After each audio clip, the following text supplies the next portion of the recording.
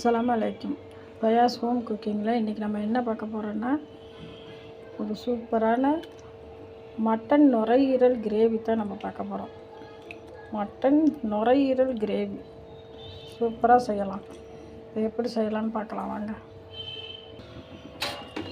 நம்ம நுரையீரல் கிரேவிக்கு குக்கரை வச்சு தேவையான ஆயிலை ஊற்றிக்கலாம்.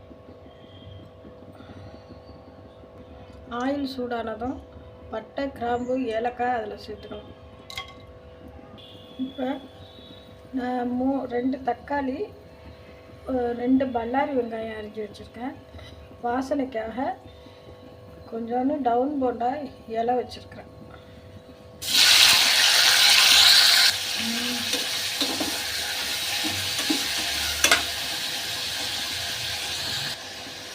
நம்ம கிரேவிக்கு தேவையான உப்பை இந்த வெங்காயம் தக்காளியோடய போட்டுக்கலாம்.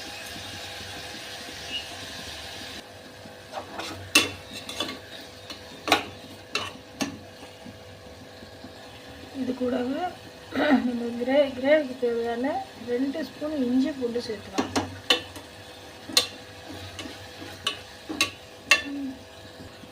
இது கூட நமக்கு கொஞ்சோண்டு ஒரு 1/2 ஸ்பூன் மஞ்சள், கிரேவிக்கு தேவையான மிளகாய்த்தூள், நம்ம காரத்துக்கு ஏற்ற மாதிரி மிளகாய்த்தூள் போட்டுக்கலாம். உரப்பு அதிகம் வேணால் அதிகம் சேர்த்துக்கலாம். இது நுரையீரல்ங்கிறதுனால உரப்பு அதிகம் தேவைப்படாது, சுமாராக போட்டால் போதும். இது கூட நம்ம கொஞ்சம் தயிர் சேர்த்துக்கலாம்.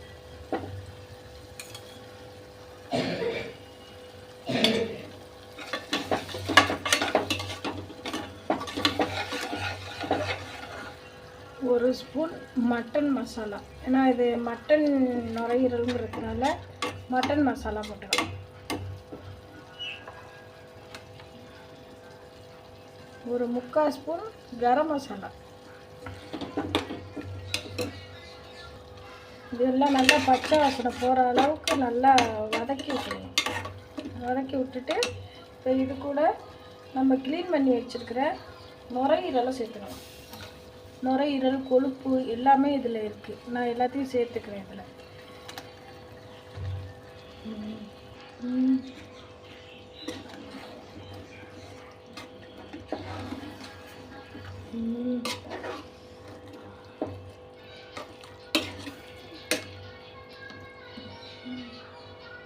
கிரேவிக்கு தேவையான தண்ணி கொஞ்சமாக சேர்த்துக்கலாம். ரொம்ப வேணாம், கொஞ்சமாக சேர்த்துக்கிட்டால் போதும். ஏன்னா தண்ணி எதுக்கு கொஞ்சமாக ஊற்றுறோன்னா, நுரையீரல் தண்ணி விடும். நம்ம வேக நுரையீரல் தண்ணி விட்டுக்கிட்டே இருக்கும். அதனால கொஞ்சமாக தண்ணி ஊற்றினா போதும். அப்போ தான் அந்த கிரேவி பதத்துக்கு அது வரும்.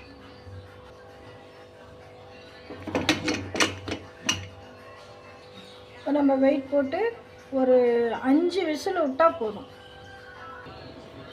இப்போ இது நான் ஒரு 6 விசில் விட்டுருக்கேன். 6 விசில் விட்டு விசில்லாம் நல்லா போயிடுச்சு. இப்போ இதை திறந்து பார்க்கலாம் எப்படி இருக்குன்னு.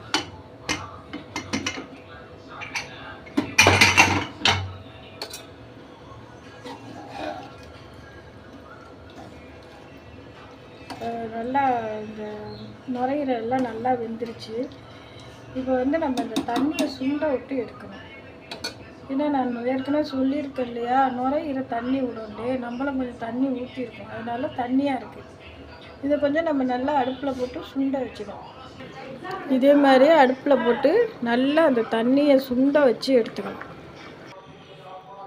நம்ம நுரையீரல் கிரேவி பார்த்திங்களா எவ்வளோ சூப்பராக ரெடி ஆகிடுச்சுன்னு. பார்க்கவே அட்டகாசமாக இருக்குது பார்த்திங்களா.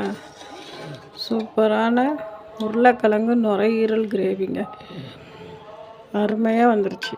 நீங்களும் இதே மாதிரி செஞ்சு பார்த்துட்டு எப்படி இருக்குன்னு எங்ககிட்ட சொல்லுங்கள்.